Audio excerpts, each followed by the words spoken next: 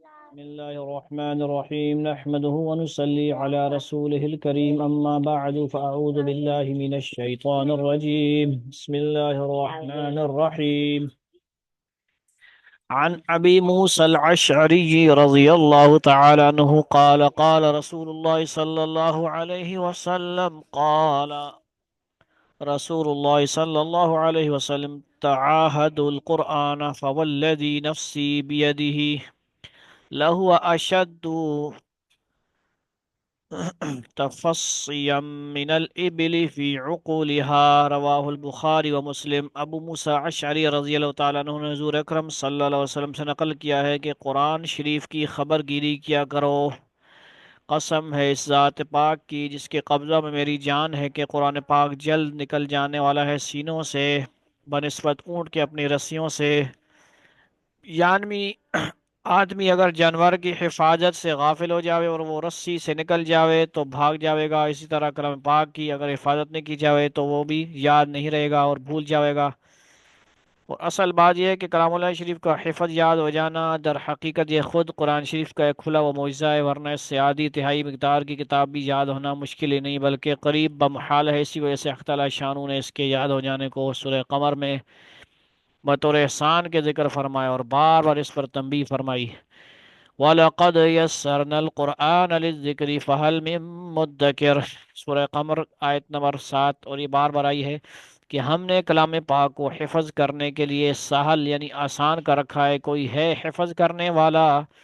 صاحب جلالین رحمۃ اللہ علیہ نے لکھا ہے کہ استفہام اس آیت میں یعنی سوال، کوشچن، فہل یہ کوشچن ہے، اور اس آیت میں امر کے معنی میں ہے، تو جس چیز کو حق تعالی شانو بار بار تاکید سے فرما رہے ہوں اس کو ہم مسلمان لغو اور حماقت اور بیکار اضاعت وقت سے تعبیر کرتے ہوں کہ بھائی بہت گھنٹے ہو گئے کلاس لے رہے ہیں، بہت زیادہ پڑھاتے ہیں حضرت صاحب۔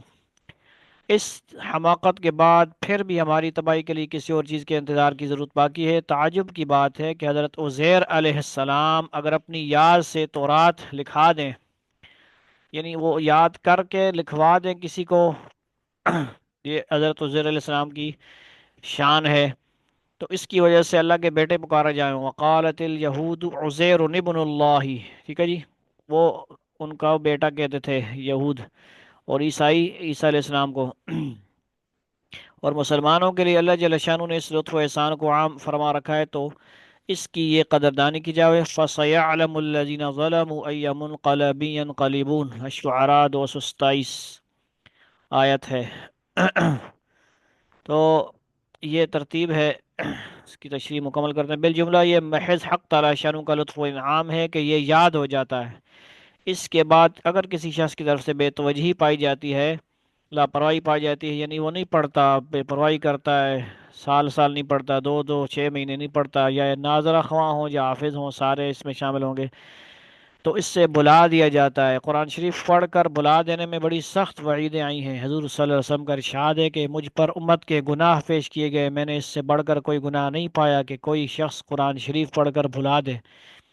دوسری جگہ ارشاد ہے کہ جو شخص قرآن شریف پڑھ کر بھلا دے قیامت کے دن اللہ کے دربار میں کوڑی حاضر ہوگا، یعنی کوڑی قسم کا مریض بن کے حاضر ہوگا۔ جمع الفوائد کتاب سے نقل کیا ہے، میں رزین کی روایت سے یہ آیت ذیل کو دلیل بنایا ہے۔ اقرؤوا ان شئتم قال رب لم حشرتنی اعما وقد كنت بصیرا، سورہ طٰہٰ 125 آیت۔ جو شخص ہمارے ذکر سے اعراض کرتا ہے اس کی زندگی تنگ کر دیتے ہیں، اللہ تعالیٰ فرما رہے ہیں، اور قیامت کے روز کو اندھا اٹھائیں گے، وہ عرض کرے گا یا اللہ میں تو آنکھوں والا تھا، ٹھیک ہے میری تو آنکھیں تھی، میں دنیا میں آنکھیں رکھتا تھا، نظر آتا تھا مجھے، یہ کیا ہوا میرے ساتھ، یہاں آخرت میں اندھا کیوں؟